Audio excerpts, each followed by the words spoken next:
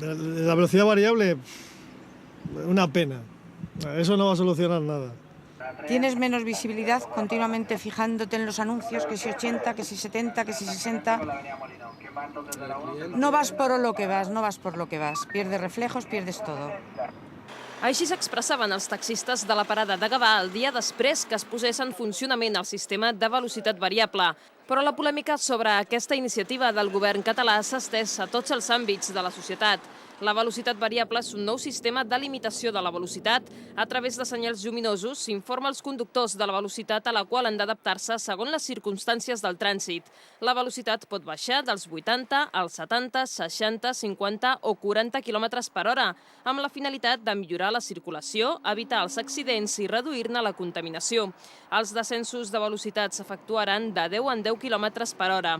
Aquesta mesura ja s'aplica a altres ciutats europees amb èxit.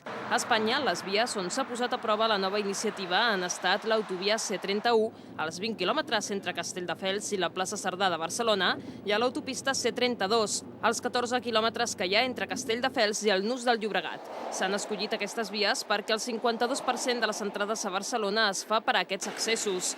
El president del Servei Català de Trànsit, Josep Pérez Moya, va fer un bon balanç del primer dia d'aplicació de la mesura, tot i que alguns senyals no funcionaven correctament. Conclusió, un bon funcionament el primer dia d'aplicació de la mesura. Ens hem d'adaptar, usuaris i gestors. En el momento que tenemos una información sobre la velocidad mejor de utilizar, ¿por qué ha bajado? Porque hay demasiados coches delante.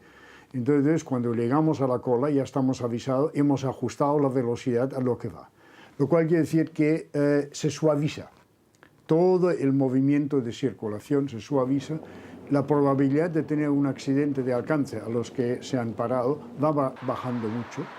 Un dels motius principals pels quals el govern ha decidit engegar aquesta iniciativa és reduir la contaminació, ja que Catalunya està per sobre dels marges de contaminació permesos per la Unió Europea.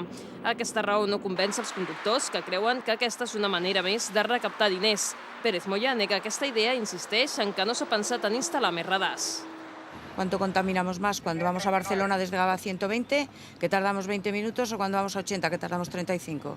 ¿Cuándo contaminamos más? Ellos dicen que sí, que es para que haya menos contaminación y tal, pero nosotros creemos que no, que esto es solamente para recaudar dinero. La contaminación tal como lo tenemos en nuestro área aquí es culpable de enfermedades cardiovasculares, pulmonares, etc., perquè no tenemos la qualitat de l'aire que debemos. El govern ni ha fet cap debat ni obrirà cap debat fins que no canviï el llindar de contaminació que marca la Unió Europea. El sector del taxi no és l'únic gremi afectat per la velocitat variable. Entre els transportistes hi ha diverses opinions, tot i que la majoria es posicionen en contra de la mesura. No lo encuentro demasiado bien porque ya lo quitaron de 120 a 80 y bueno, pues nos va a perjudicar a todo el mundo. Fas la mateixa feina però més a poc. Vull dir, a les hores que treballem nosaltres tampoc ens trobem massa trànsit, no? Llavors potser no ens afecta massa les congestions al dematí i a la nit, potser, no? Però bueno, és una cosa que també a l'alça també apoyaria perquè anés a l'alça a hores que no hi ha trànsit, no? Limitar la velocitat també a l'alça és una demanda dels ciutadans, però també del propi conseller de Política Territorial i Obres Públiques, Joaquim Nadal.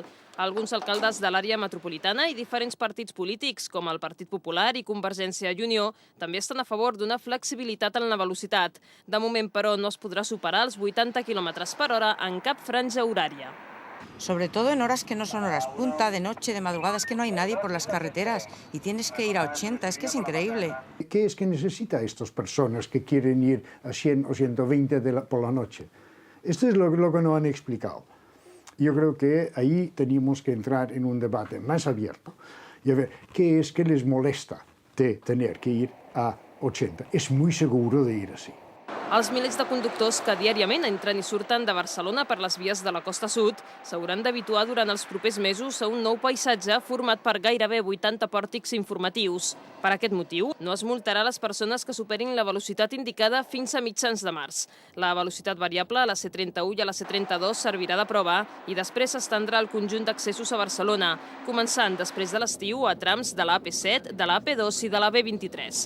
El cost aproximat de la implantació d'aquesta nova mesura ha estat de més de 2,5 milions d'euros.